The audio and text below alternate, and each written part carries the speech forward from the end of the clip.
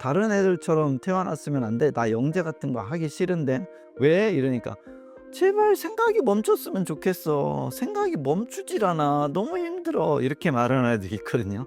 저는 그 아이를 되게 좋게 봤어요. 왜냐면 스스로 자기의 두뇌를 지킬 수 있는 시간을 찾았다는 거거든요. 공부 학습량이 매우 빨라지기도 하고 본인도 되게 정서적으로 안정되고.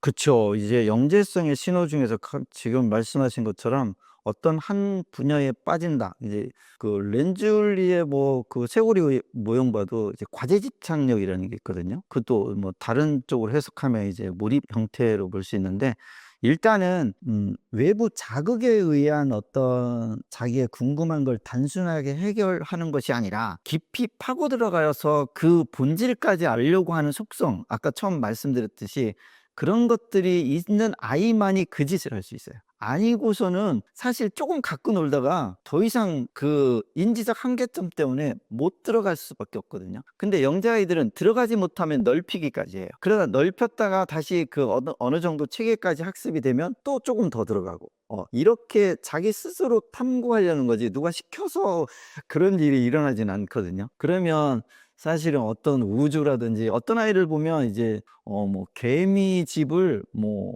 전지에다가 개미집만 막 동일하지만 조금씩 다른 개미집을 다 그리는 아이들도 봤고요.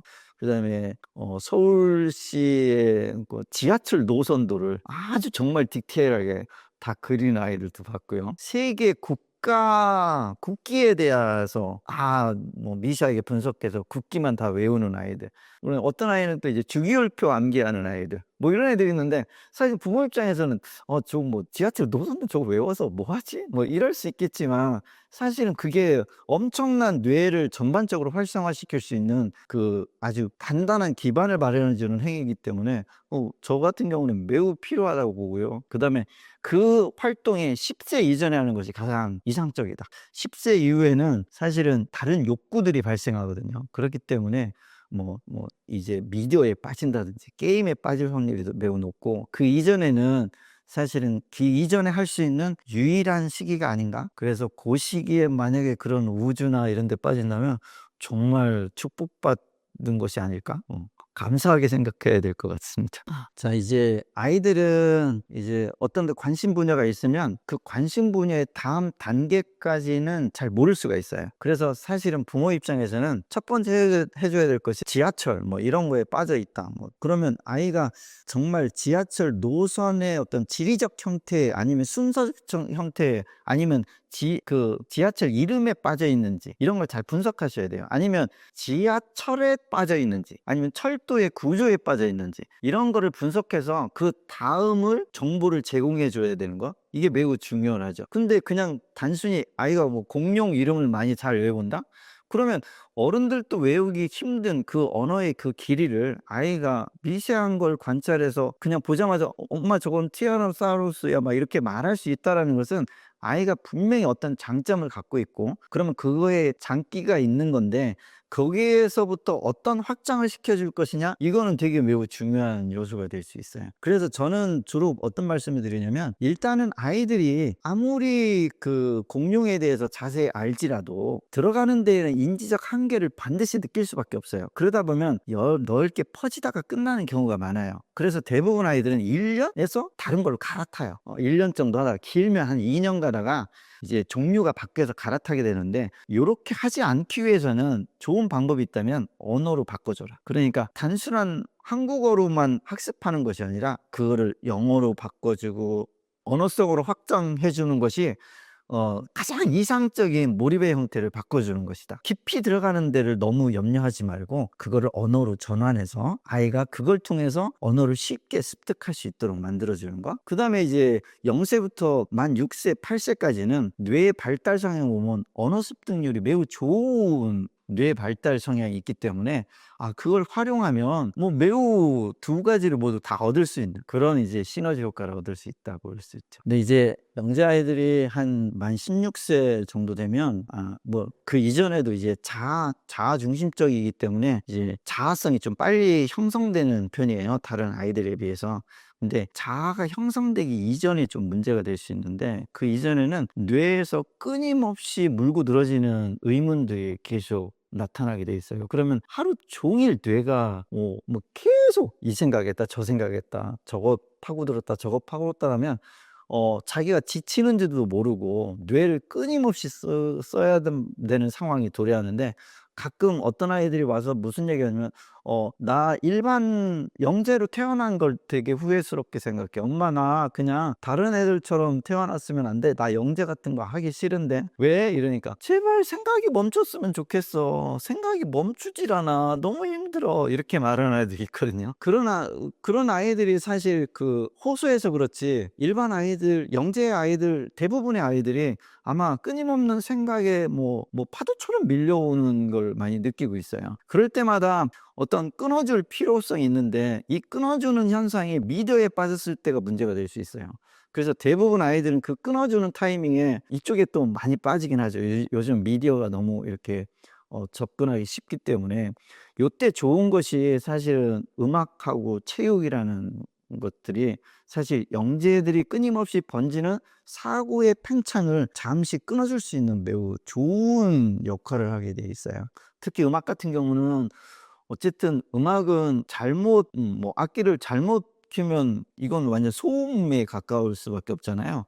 그래서 늘 조화를 맞춰야 되고 박자나 리듬을 다 조율해야 돼요. 그러면은 어떤 기존의 범위에서 벗어나면은 안 되는 거기 때문에 그 조율하는 데 에너지를 다 소모해서 다른 떠오르는 생각들이 멈추게 되는 효과가 있고, 운동도 이제 균형을 잡아야 되고 순간적으로 즉각적인 반응을 해요. 동물적인 즉각적 반응을 해야 되기 때문에 다른 생각 속에 놓일 시간을 거의 뺏을 수밖에 없어요. 그렇게 한두 시간씩 거기에 매몰되는 거 매우 좋은 현상 중에 하나죠. 제가 만나봤던 영재 아이들 중에 어떤 아이는 학교 갔다 오면 3 시간을 피아노를 쳐요. 또 그 아이 엄마가 저한테 상담을 고민했던 것이 수학 공부를 먼저 하고 피아노를 치면 안 되겠냐." 자꾸 학원 시간이 안 맞는데 쟤는 꼭 저걸 안 치면 아무것도 안 하려고 한다. 그런데 저는 그 아이를 되게 좋게 봤어요. 왜냐하면 스스로 자기의 두뇌를 지킬 수 있는 시간을 찾았다는 거거든요. 그래서 3 시간을 실컷 치고 나면 공부 학습량이 매우 빨라지기도 하고 본인도 되게 정서적으로 안정되고, 그런 피아노 치지 않았을 때는 막 짜증내고 한 문제 푸는데도 시간이 오래 걸리고 이런 현상이 많이 나타나기도 하긴 하죠. 근데 이제 그래서 아이들한테는 일부러라도 음악 악기 하나 정도 꼭 이제 악기를 떠나서 노래 부르는 것도 괜찮고 음악 감상하는 것도 나쁘지 않고, 운동도 사실은 이제 권하고 싶은 거는 이제 함께하는 운동보다는 이제 혼자 하는 운동이 좋긴 해요. 줄넘기 이렇게 혼자 할 수 있는 수영 이런 것들이 좋지, 함께 하면은 또 스트레스거든요. 비교해야 되고 경쟁 속에 놓여야 되니까 축구나 야구 이런 거 하면 사실은 좀 기질적으로 타고나지 않다면 사실은 혼자 하는 운동을 통해서 뇌를 휴식시키는 거, 이것을 좀 저는 권하고 있는 편입니다. 제가 볼 때 가장 큰 것은 이제 아이를 인지적 측면에서 어른처럼 대해주기. 이제 제가 느끼는 것 중에서 가장 큰 부분이 그거인 것 같아요. 그러니까 영재 아이들은 스스로 자기가 똑똑하다는 사실을 알고 있거든요. 그런데 엄마라 어른들이 나를 그렇게 이렇게 똑똑하다는 시선으로 대해지는 것이 아니라, 어린 아이가 조금 뭘 좀 안 해? 이런 형태의 시선으로 바라볼 때 아이는 '아 이게 왜 나를 무시하지? 나의 이렇게 나 괜찮은 사람인 것 같은데 왜 이렇게만 대해 주지?'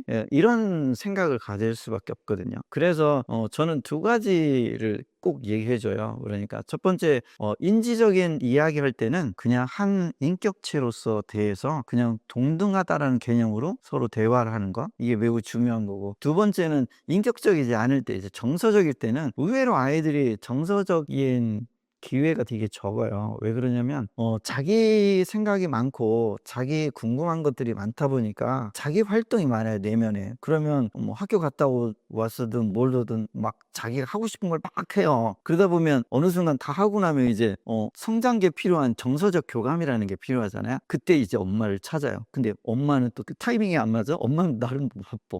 그러다 보면 또 하루를 지나가. 그러다 보니까 아이들은 정서적 교감을 할 수 있는 기회가 일반 아이들에 비해서 매우 적게 돼서 정서적으로는 오히려 인지적 연령보다 훨씬 낮게 되는 인지 부조화 현상이 매우 많이 나타나요. 그래서 부모 입장에서는 저렇게 똑똑한 아이가 사소한 것 하나 때문에 징징거리기도 하고 말도 안 되게 막 울기도 하고 말도 안 되게 하는 것이 부모 입장에서 더 이해하기가 어려운 측면이 있겠죠. 그래서 부모님께서는 인지적 측면과 정서적 측면을 완전히 구분해서 이렇게 조금 아이를 대할 수 있는 태도를 갖는 것, 이게 첫 번째로 가장 중요하다고 저는 보고 있고요.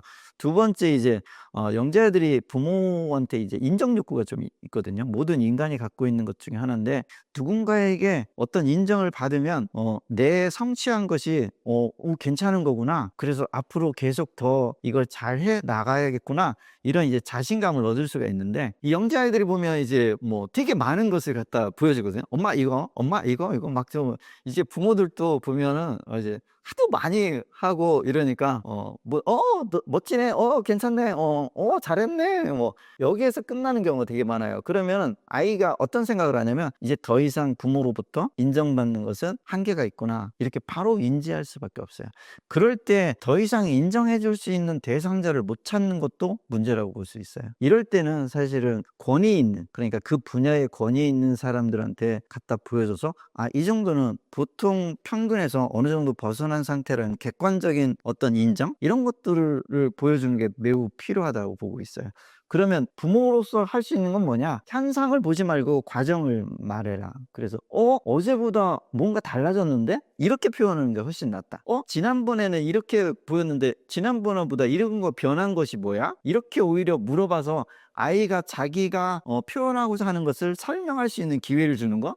그래가지고 그래서 너의 뜻이 그러면 정말 제대로 표현된 거네. 네 이야기를 들어보니까 정말 오늘 작품 괜찮다. 이렇게 말해줄 때 어떤 권위를 갖고 있는 사람의 평가를 떠나서 한 부모로서 아이한테 성장하는 과정에 대한 이렇게 칭찬해 주는 거, 이건 매우 좋다고 볼 수가 있죠. 그 다음에 이제 동일시할 수 있는 멘토나 이제 친구인데, 이제 아이들이 보편적인 것에서 벗어나다 보니까 본인들도 다르다라는 인식을 갖고 있기는 해요. 근데 이게 외롭거든요.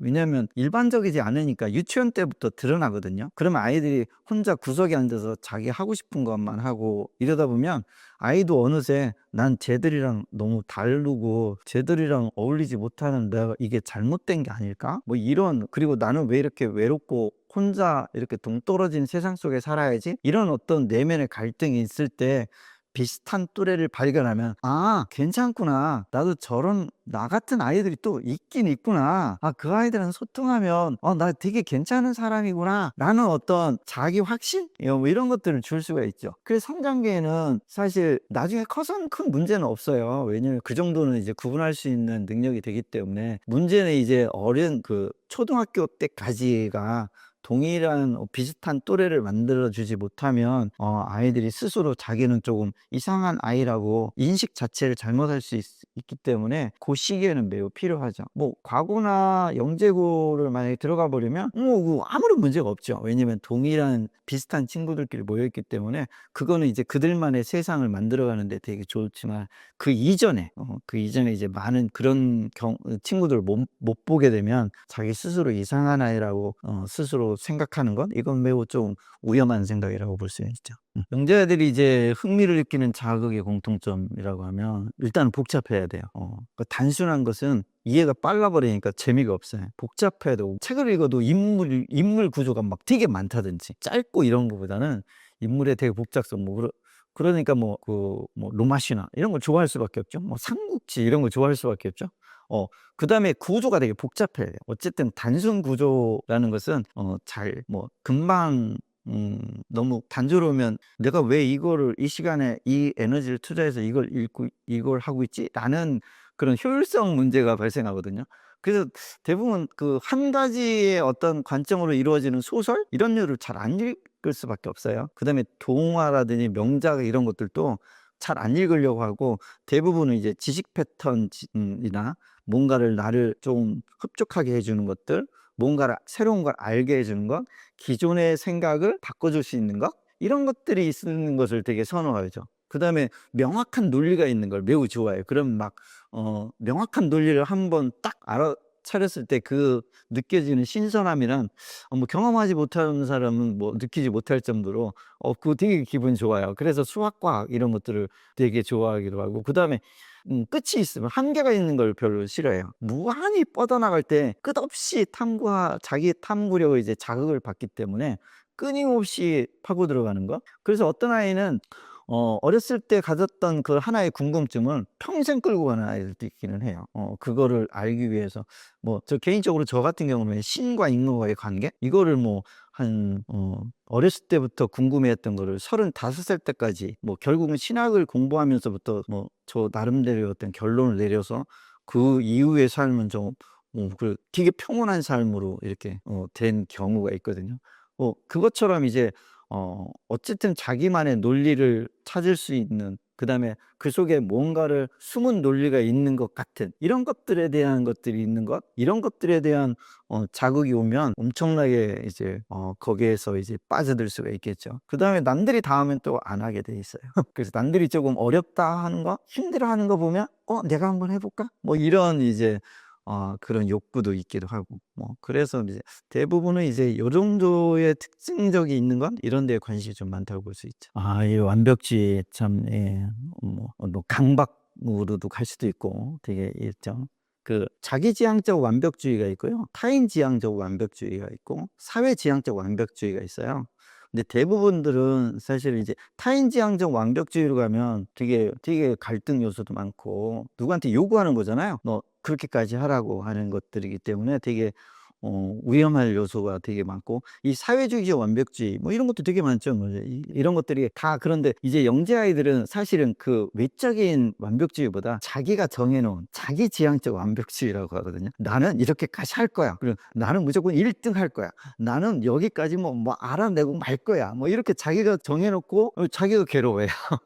그걸 수행하지 못했을 때. 이런 것들이 이제 자기지향적 완벽주의라는데, 이게 어릴수록 그 불균형을 많이 나타나게 돼 있어요. 왜냐면 뭐 되게 흔히 나타나요. 뭐 이제 뭐 찰흙으로 내가 뭐 공룡을 만들고 싶어. 그러면 자기가 어떻게 만들고자 는 상상적 한계점을 만들어 놓는데, 이게 뭐 이게 소근육 발달도 어리고 아직 표현성도 떨어지고 하다 보니까 자기가 생각했던 것보다 어설프게 작품이 돼버리면 이제 스스로 나는 못하는 아이야, 그거보다 안 되는 아이야, 이렇게 자책하는 경우가 많이 나타나는데, 이래서 나타나는 것이 자기지향적 완벽주의라고 해요. 그 염제성이 갖고 있는 특징 중에 또 하나긴 하는데, 이게 장점이 되기도 하고 때로는 단점이 되기도 하죠.